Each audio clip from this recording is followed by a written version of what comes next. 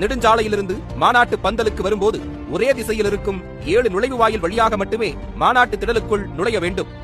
நீங்கள் அமர்ந்திருக்கும் நிற்கும் இடங்கள் உட்பட திடல் முழுவதும் குடிநீர் பைப் மூலம் சுத்திகரிக்கப்பட்ட குடிநீர் வழங்கப்படும். மாநாட்டு திடலின் இரு பக்கவாட்டிலும் மாபெரும் எல்லை பாதுகாப்பு சுவர் அமைக்கப்பட்டிருக்கும்.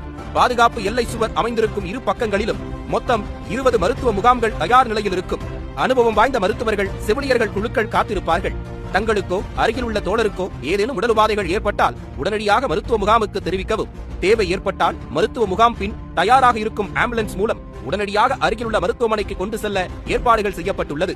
ஆம்புலன்ஸ்கள் செல்ல பிரத்யேக வழித்தடம் இரு பாதுகாப்பு எல்லை சுவர்கள் பக்கமும் இருக்கும். அந்த குறிப்பிட்ட பாதைக்குள் எக்காரணத்தை கொண்டும் நுழையக்கூடாது.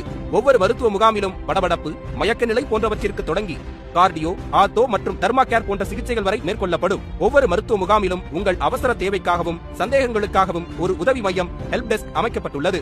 மாநாட்டு மேடையிலிருந்து 2வது சதுக்கம் மகளிருக்காக பிரத்யேகமாக ஒதுக்கப்பட்டுள்ளது. நாம் எப்போதும் விழிப்புணர்வுடன் எச்சரிக்கையுடன் இருக்கும் விதத்தில் அவசர தேவையை பொறுத்து இருபக்க பாதுகாப்பு எல்லை சுவர்களும் அகற்றப்படும்.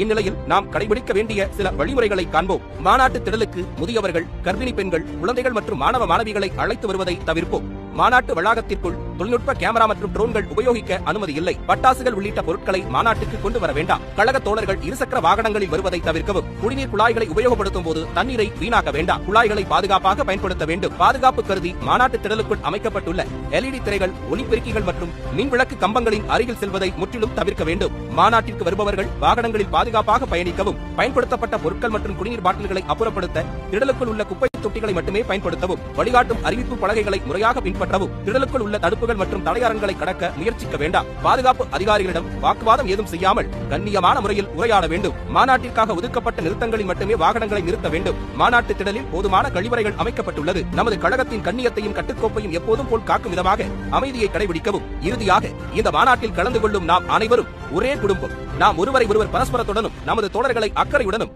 கனிவுடனும் பார்த்துக் கொள்ள வேண்டும்.